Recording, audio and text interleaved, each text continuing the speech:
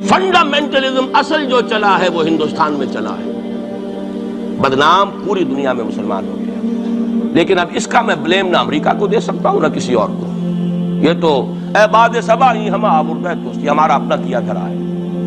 میں آپ کو ایک حوالے سے بتا دینا چاہتا ہوں، ہمارے ہاں علامہ مشرقی اٹھے، چپ راس چپ چپ راس چپ اور بیل چاپ پورے ہندوستان کو دہلا دیا، دہل گئی زمین ہندوستان کی، راس کماری سے لے کے درہ خیبر تک، اور بڑے بڑے نوٹیبلز۔ یہ تحریک اتنی عظیم تھی، اتنی آرگنائز تھی۔ آپ کو معلوم ہے یہ تالپور برادران جو ہیں، دونوں بھائی جو تھے، یہ خاکسار تھے، بڑے بڑے لوگ، سندھ میں، فرنٹیئر میں، پنجاب میں، ہر جگہ پر، اور ایسی زبردست آرگنائزیشن، بالکل ملٹری والی، ان کے سارے قواعد ملٹری کے۔ لیکن ہوا کیا؟ آر ایس ایس 1925 میں قائم ہوئی ہے، اسی کے رد عمل میں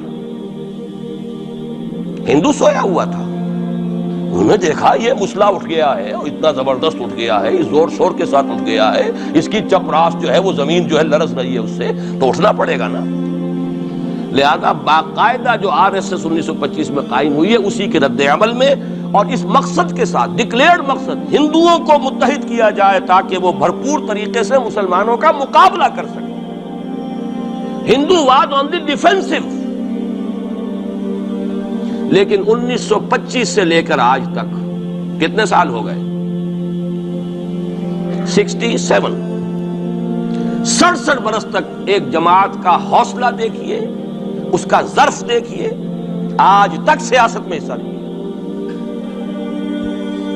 پاور پالیٹکس سے کوئی تعلق۔ 67 لانگ ایئرس، اتنی فالوئنگ ہے کہ ویسٹ میں تو اتنی موٹی موٹی کتابیں چھپی، شکاگو یونیورسٹی سے اتنی موٹی کتاب تھی، برادرہڈ ان سیفرن، آر ایس ایس کے اوپر ڈاکومنٹ۔ 25 لاکھ ان کا اس وقت کارڈر موجود ہے، جو کہ ان کا ٹرین ہے، والنٹیئر۔ لیکن وہ جماعت الیکشن میں نہیں آئی، کچھ اپنے اثر تحت کچھ اور لوگوں کو لڑو، اور آپ نے نام بھی نہیں سنا ہوگا، اس کے 3 امیر یا گرو جو ہیں گزر چکے ہیں، تیسرا ہے اس وقت۔ پہلا ڈاکٹر بالی رام ہیجواڑ، کسی نے نام سنا آج تک؟ کوئی پرسنل پبلسٹی کی کوشش کی، اس نے کام کیا۔ دوسرا مہادیو گولوالکر گرو جی، کسی نے نام بھی نہیں سنا ہوگا۔ اس وقت کون ہے؟ بالا صاحب دیورس۔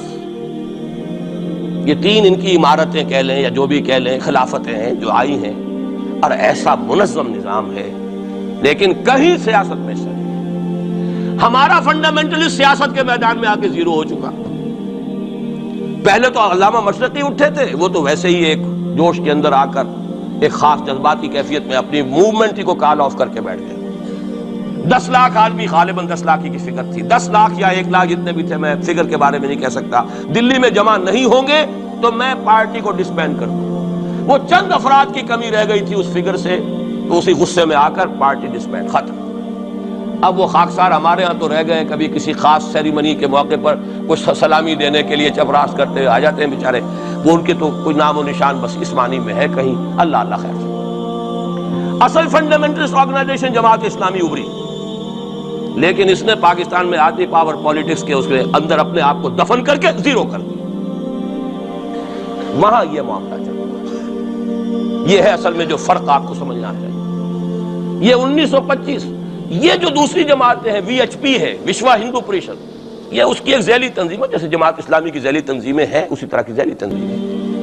آر ایس ایس خود کبھی نہیں آئی پالیٹکس میں، اور 2 مرتبہ تاریخ میں اس کو بین کیا جا چکا ہے ہندوستان میں، چونکہ آر ایس ایس کا آدمی تھا جس نے گاندھی کو ایسیسینیٹ کیا تھا 1948 میں، دی پارٹی واز بینڈ۔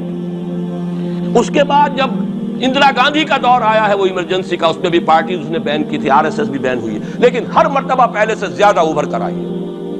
اور آج یہ سب کے سب وی ایچ پی والے، بی جے پی والے، یہ سب در حقیقت آر ایس ایس کے آدمی، اور یہ ان کا ڈکلیئرڈ ایم اب بن چکا ہے، اور حالات جو ہیں ہم اس سزا کے بالکل مستحق ہو چکے ہیں۔ اسیاں سے کبھی ہم نے کنارہ نہ کیا، لیکن تیری رحمت نے گوارا نہ کیا۔ یہ تو ہو سکتا ہے اب بھی ہم اسی اللہ کی رحمت پر تو ادھار کھا سکتے ہیں، لیکن واقعہ یہ ہے کہ ہم اس سزا کے بالکل مجرم ہو چکے ہیں اور مستحق بن چکے ہیں، اور نظر یہ آ رہا ہے کہ اب حالات ہمارے لیے زیادہ سے زیادہ پیچیدہ سے پیچیدہ، مشکل سے مشکل، اور زیادہ سے زیادہ جو ہے گمبھیر ہوتے چلے جا رہے ہیں۔